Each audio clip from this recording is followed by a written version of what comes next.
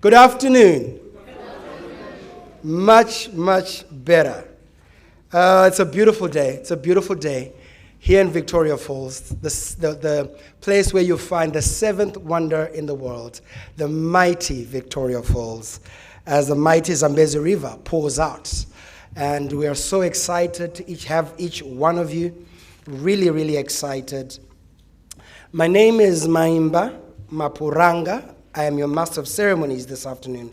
Allow me to dispense of a few protocols this afternoon before we start. Our guest of honor, the Minister of Finance and Economic Development and Investment Promotion, Honorable Professor Mthuli Ncube. Always a pleasure to see you, Professor. The Deputy Minister of Finance, Economic Development and Investment Promotion, Honorable Kudakwashe David Mnangagwa. It's my first time to see you, but I'm happy for you. Congratulations on your appointment as Deputy Minister. The President of IOPS, Mr. Ambrogio. Rinaldi. I have to give it a bit of oomph. Almost perfect. Mr. Ambrogio Rinaldi, Central Director of the Pensions Fund Supervision Commission from Italy. The IOPS Vice President and Principal Deputy Assistant Secretary, Employee Benefits, Security Administration, Department of Labor, the United States of America, Mr. Ali Kawa. There he is. Mrs. Júlia. Čillíková. Yes. Chair of the OECD Working Party on Private Pensions and Executive Director of Regulation and Consumer Protection, National Bank of Slovakia. IOPS Executive Committee members, Secretariat and membership here represented. Senior government officials here present. Mr. Albert Nduna, my dear father, IPEC board chairperson, and other board members here present. Dr. Grace Muradzikwa, Commissioner of Insurance, Pension and Provident Funds, CEO of the host pension supervisor of this global event. Stakeholders of the joint OECD IOPS Forum on Private Pensions. Each one of you from every country that is here represented, from Albania to Angola to Australia to Austria to Botswana to Burundi, Canada, Croatia, Egypt, Georgia, Ghana, Hong Kong, China, India, Indonesia, Ireland, Italy, Kenya, Korea, Liechtenstein, Macau, China, Maldives, ooh, I can't wait to go to Maldives while we're here. Mauritius, Morocco, Mozambique, whom we share a border of over 1,400 kilometers. Namibia, our beloved neighbors, Nigeria, People's Republic of China, Papua New Guinea, Peru, Poland, Rwanda, the country of 1,000 hills, Slovak Republic, South Africa, Switzerland, Suriname, Turkey, Uganda, United Republic of Tanzania, United States of America, Zambia, Zimbabwe, Slovak Republic. I hope I've left no country, but each one of you. Guinea. Fantastic. You've got to represent your country now. Anybody that I left out? Spain. Anybody else? Yes, ma'am? Or you're just waving at me? Hi. So to each one of you that has traveled far and wide, coming from all the corners of the world, every continent here represented, every country that has come together to have conversations that will change the lives of our people on a global stage, I say welcome. Have a great day, converse, have conversations with a smile, because every conversation that you're going to have in whatever room you're in will affect, as I always say, my dear father called Simon Takamapuranga, who lives in Norton, and is a pensioner, 80-year-old man who can't wait to hear what's coming out of this room. Moving on with our program, allow me to call on Dr. Grace Muradzikwa, Commissioner Insurance and Pensions Commission, IPEC of Zimbabwe. Give a resounding welcome, ladies and gentlemen.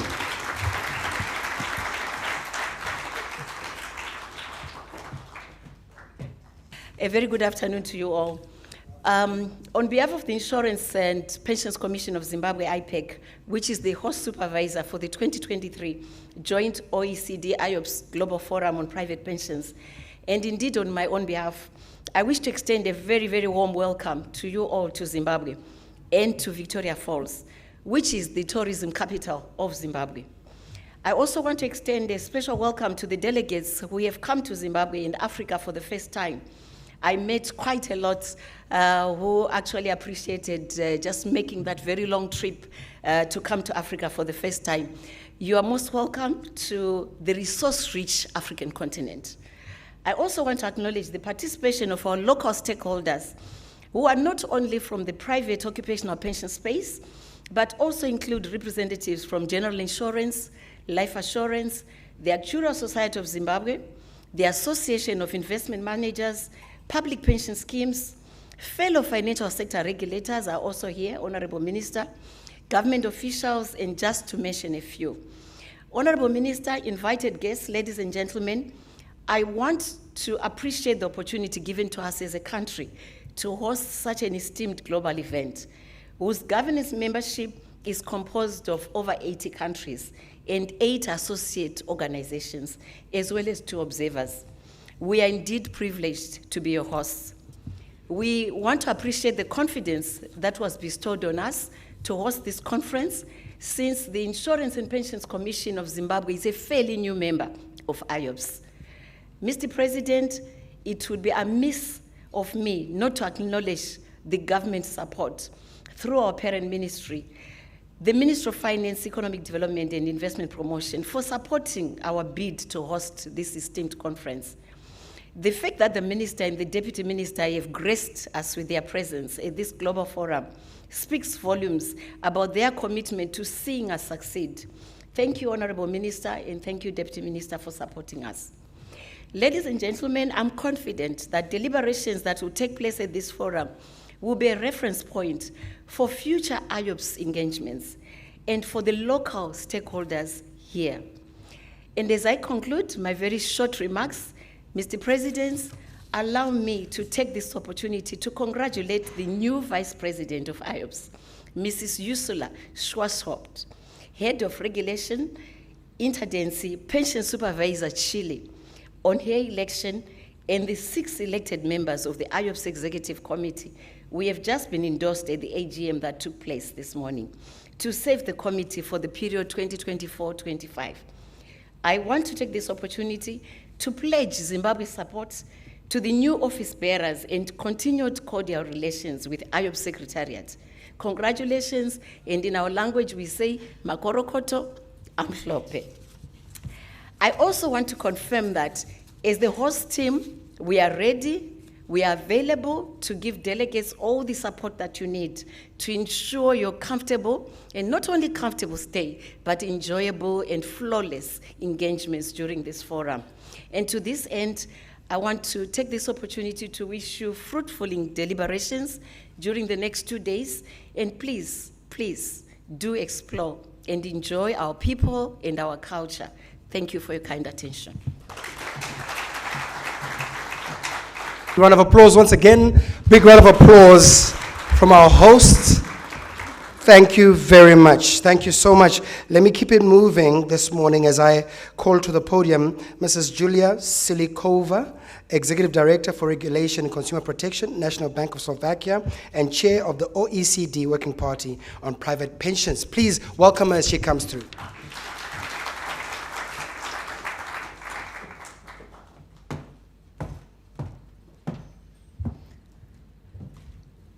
Ladies and gentlemen, it's a real pleasure and honor for me to speak on behalf of OECD Working Party Private Pensions, but also on behalf of National Bank of Slovakia, and also on behalf of me.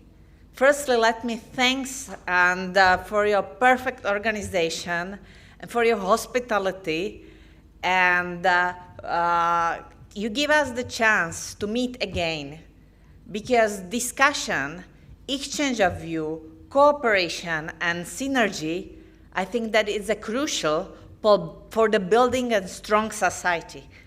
And lesson learned, which we can share together, could help us solve the situation which we are solving every day or facing every day. I believe that this conference gives us the chance to use the opportunity to speak, discuss, and also to build a personal friendship, because I think that it is a part of our humanity which could help us to be better, and if we can be more human, we could be the good expert. And I wish all of us the excellent conference, and thank you one more time, and good luck.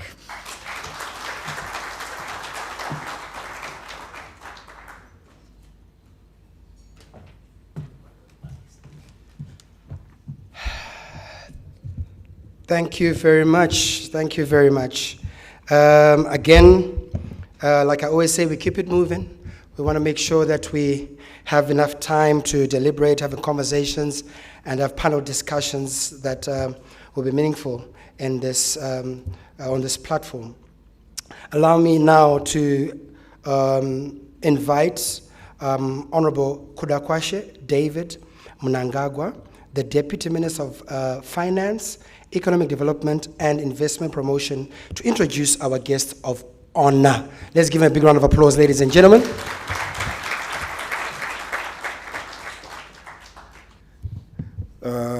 Thank you, Master of Ceremony, Mayimba. I thought you were going to extend the gentlemanly courtesy and assist me up the stairs. I can tell that the next 2 days will be filled with rib-cracking moments.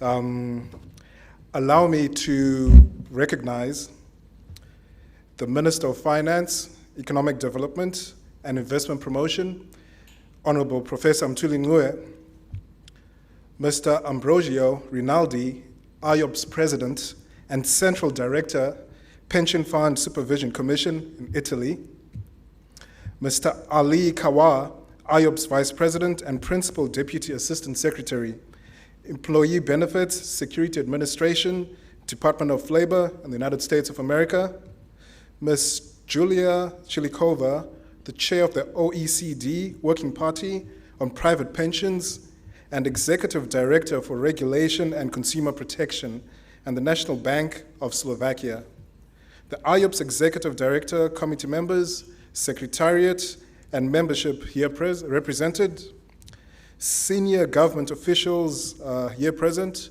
I recognize Mrs. Rusike, Mr. Albert Nduna, IPEC board chairperson, and other board members here present, Dr. Grace Muradzikwa, Commissioner of Insurance, Pension and Provident Funds, CEO of the host, pension supervisor of this global event, stakeholders of the joint OECD and Iops Global Forum on Private Pensions, members of the Fourth Estate, distinguished guests, ladies and gentlemen, a good afternoon to you all.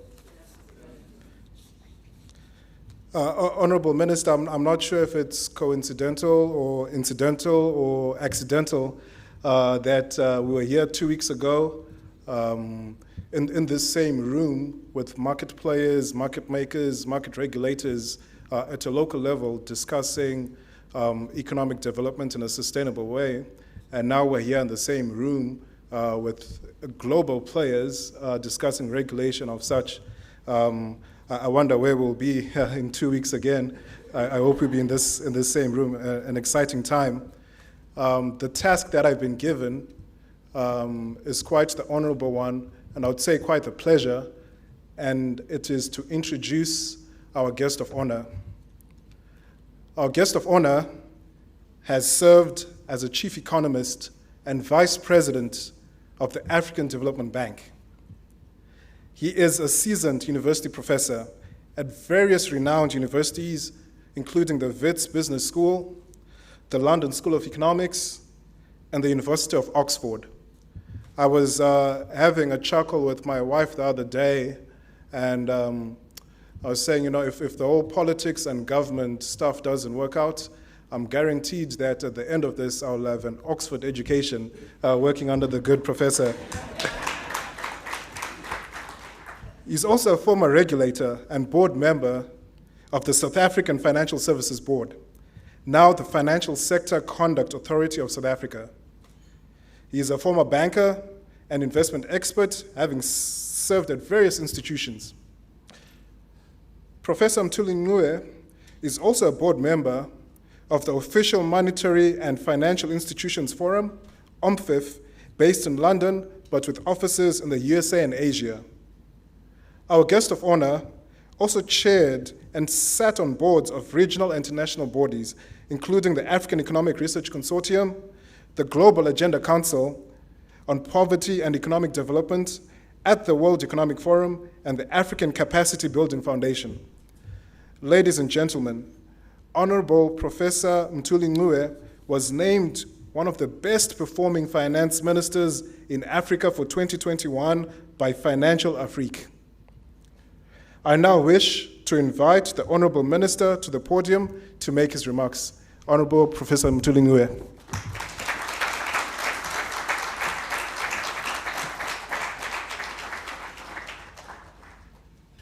Thank you very much, Honorable Deputy Minister Kudakwashe Mnangagwa, for that introduction.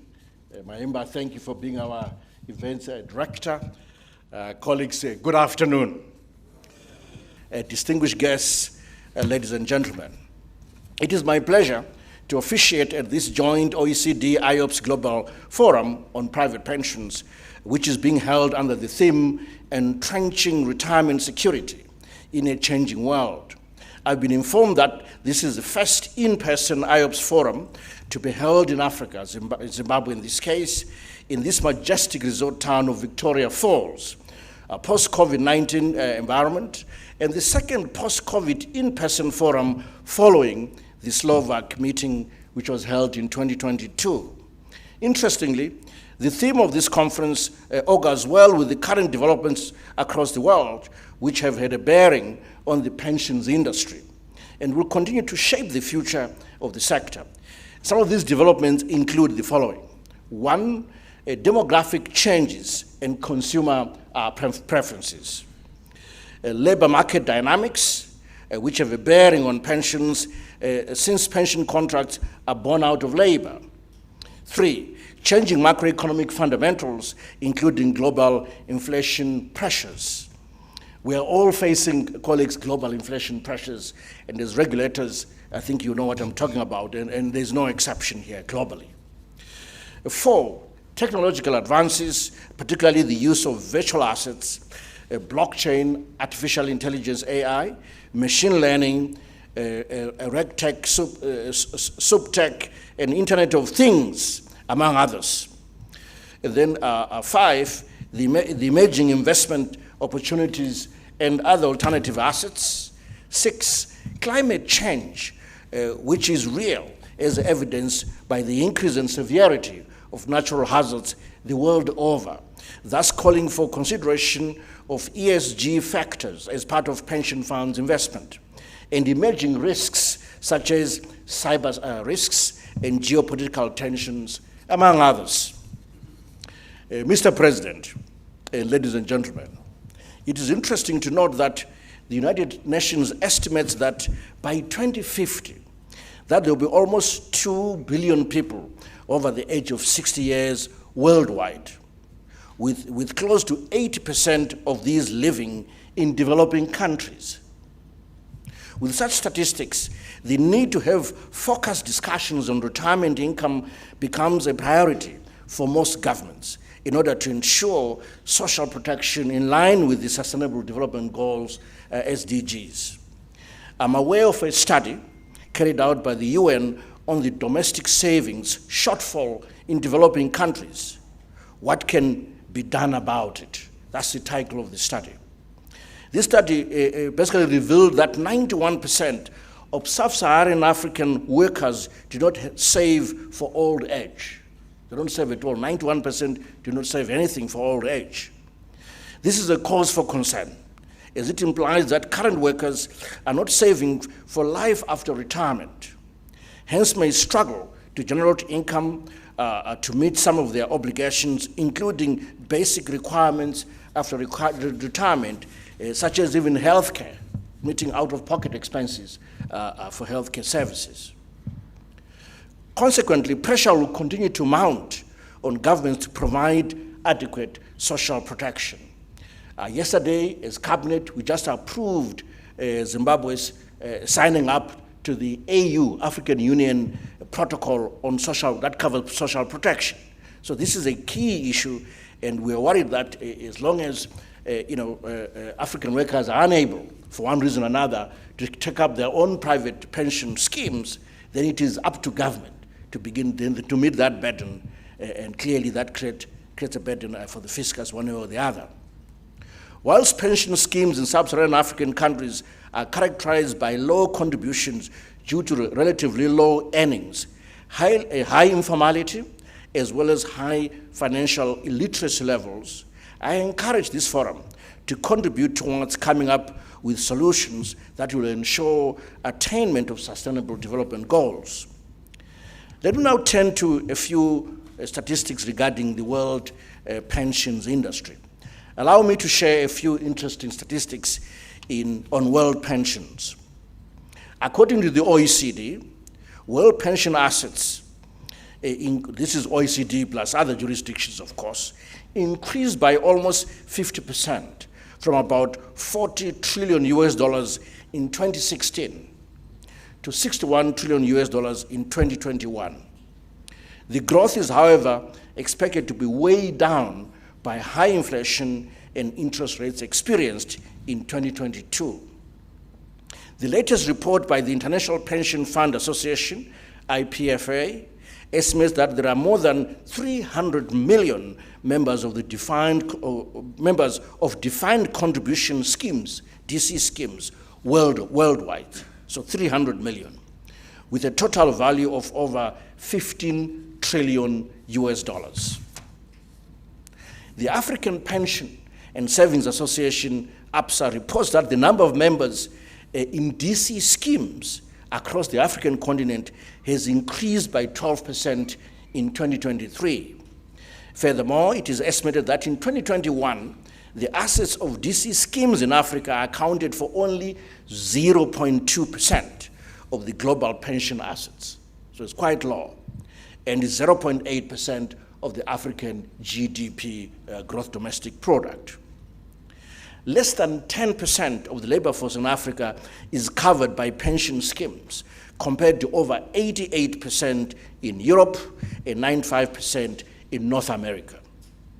According to the ILO, International Labour Organization, the informal sector is a significant part of the African economy, accounting for over 86% of the employed population.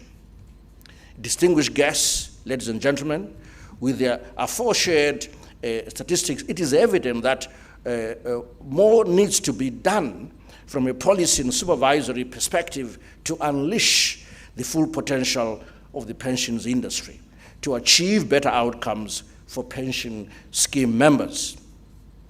I wish to commend the OECD, Iops, for mooting and implementing the idea of the Global Forum on Private Occupational Pension Funds, whose deliberations have certainly gone a long way in informing supervisory and policy reforms relating to the pensions industry.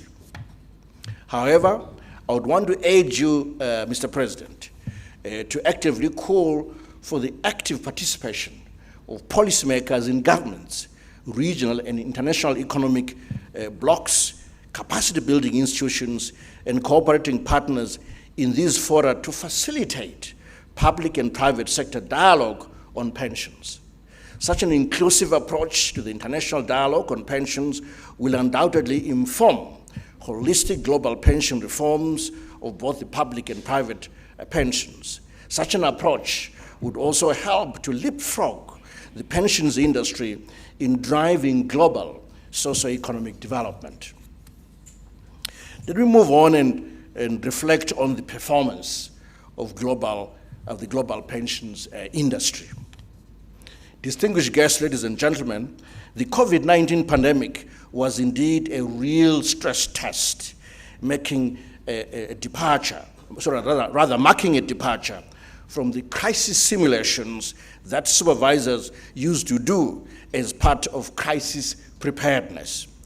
I would want to believe you have been exchanging notes over the last 3 years on lessons learned from such real-life shocks, such as the pandemic, on the pensions industry and the need to sharpen supervisory responses to future shocks.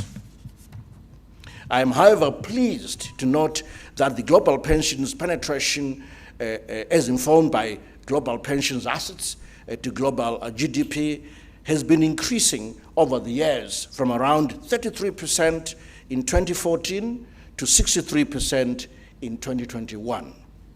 Notwithstanding the fall in world output from 2019 to 2020, the pensions industry assets continued to increase, indicating the industry's resilience to shocks and stresses such as COVID-19 and inflation pressures. The post-COVID-19 recovery of the pensions industry has thus been encouraging. For us policymakers and governments, we also draw our own lessons which would inform future policy interventions. Let me give some reflections on regional contribution, or rather regional collaborations, I must say. Ladies and gentlemen, the government of Zimbabwe is also committed to the regional financial integration agenda under the auspices of the Southern Africa Development Community, SADC, including ongoing efforts under the SADC Committee of Insurance, Securities, and Non-Bank Financial Authorities, CISNA for short. The pension supervisors under the SADC CISNA are seized with the following strategic focus areas for the period 2022 to 2026. The development of model laws for the private occupational pensions industry, whose principles have already been enshrined in Zimbabwe's recently enacted Pensions and Provident Fund Act. 2, the development of a micro-pensions framework to assist regional members, states, to advance the financial inclusion agenda through micro-pensions as part of SADC's financial inclusion strategy. 3, facilitating the portability of pensions within the region in line with the commitment relating to trade in services. Mr. President, this becomes critical given the agility of the labor force across the region. Let me hasten to say that if you look at African migration, easily 50% of Africans who don't live in their country live in another African country. So migration is mainly within Africa. So the issue of portability of pensions is really, really critical, at least within a region and across Africa. 4, ladies and gentlemen, my key message is that the government of Zimbabwe is part of the regional efforts through the SADC structures to develop not just the pensions industry, but the entire financial services sector in line with the SADC finance and investment protocol and the SADC vision of a peaceful, inclusive, competitive, middle to high income industrialized region where all citizens enjoy sustainable economic well-being, justice, and freedom by the year 2050. I've also taken note of some of the topics that you've lined up for the open discussion. Ladies and gentlemen, allow me to commend the Global Forum and the host supervisor for coming up with a very rich agenda of topical issues affecting the private pension schemes, some of which are specific to issues bedeviling African regulators. I'm particularly interested in the outcomes of the following. 1, the design and delivery of adequate DC pensions, given that the majority of pension schemes across the world are moving towards DC. For example, in Zimbabwe, 96% of private occupational funds are now DC, defined contribution. 2, the performance of African pension funds, investment strategies, given the Pan-African thrust by African governments to retain investments on the continent to finance national development. issues such as infrastructure investment, for example. This requires pension capital, long-term capital, mainly from the pension fund industry.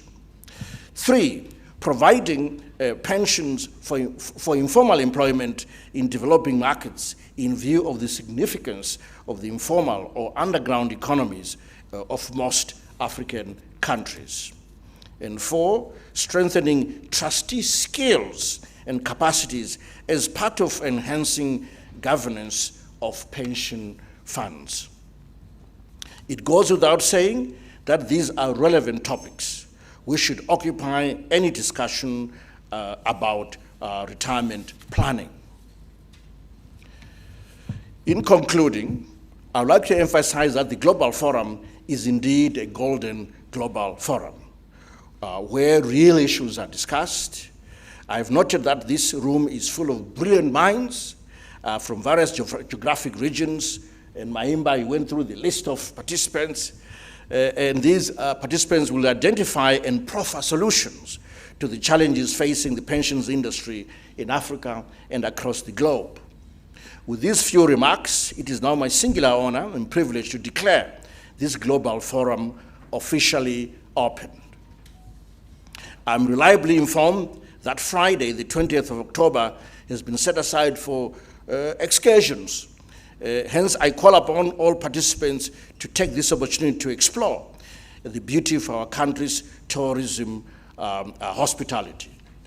Please do not forget to take a view of the majestic Victoria Falls, the smoke that thunders Mosi Uyatunya, one of the 7 wonders of the world, so that you become part of the witnesses that it is indeed one of the world's natural wonders. If I was staying longer, I could have taken some of you for tiger fishing. But we have to do this some other time. Yeah, if you like tiger fishing, it's a good place to start. And the waters are very strong. So the tiger fish are very cheeky to catch. You really have to be patient. But I must say that the last time I did it, I was very successful. So sorry I cannot take you out because of other pressures. I wish you all a very successful and productive stay in Victoria Falls. I thank you for listening. Thank you.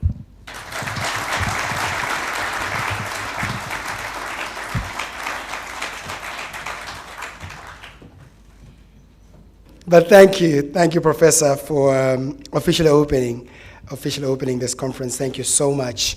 I would like to then ask, he will give us the correct spelling for pronunciation for his name as he's coming up now, Mr. Ambrogio Rinaldi, to come and give us the closing remarks. Let's give him a big round of applause, ladies and gentlemen.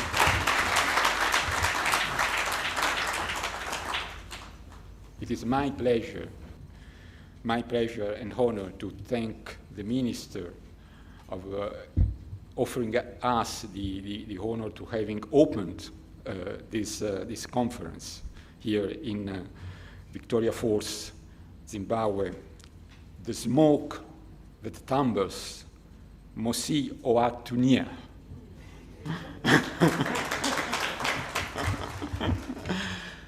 Okay, this was the difficult part. Anyway, as you said, Minister, we are very happy to hold this meeting here in Africa. It is the first time we meet as Iops after the pandemic period outside of Europe.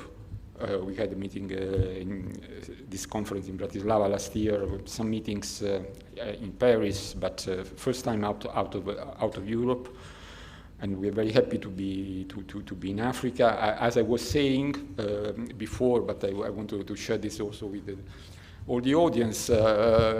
Thinking about Africa and to pensions together, putting the two things together, there is a consideration that comes to my mind. Africa is the place in the world where the first traces of the human race, of the history of the human race, are found. So it is probably the oldest continent for the human race, but at the same time is the youngest continent for average age at this moment.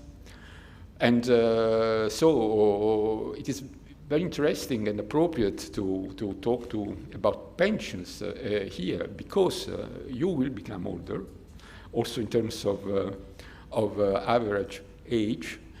And maybe you are in time to make less mistakes that we did probably in other areas of the world. And we may, from other areas of the world, may bring to you and describe some of our experiences that may be useful to make things the right way also in here. And anyway, the exchange of views between us will be very interesting. You mentioned already the topics that we will be discussing. I will do it again very quickly.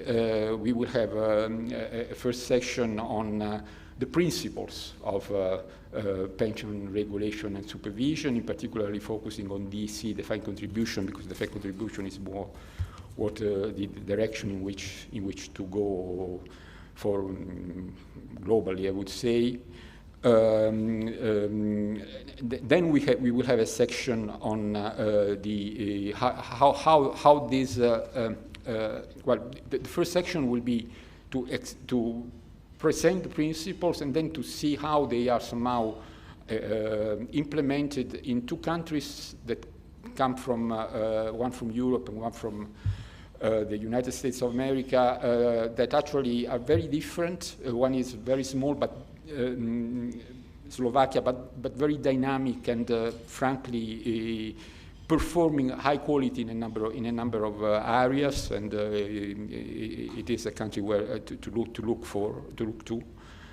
United States of America is worthless to say. It is the place where probably the pension system is the more developed and complex, with a lot of different experiences to put and to look at, and so it is obviously very interesting. Then we will check how these principles could be and are in part implemented already in some African countries, and the African countries that will be on the scene will be Nigeria, Mauritius, and then tomorrow we will have a session on pension fund investment strategies.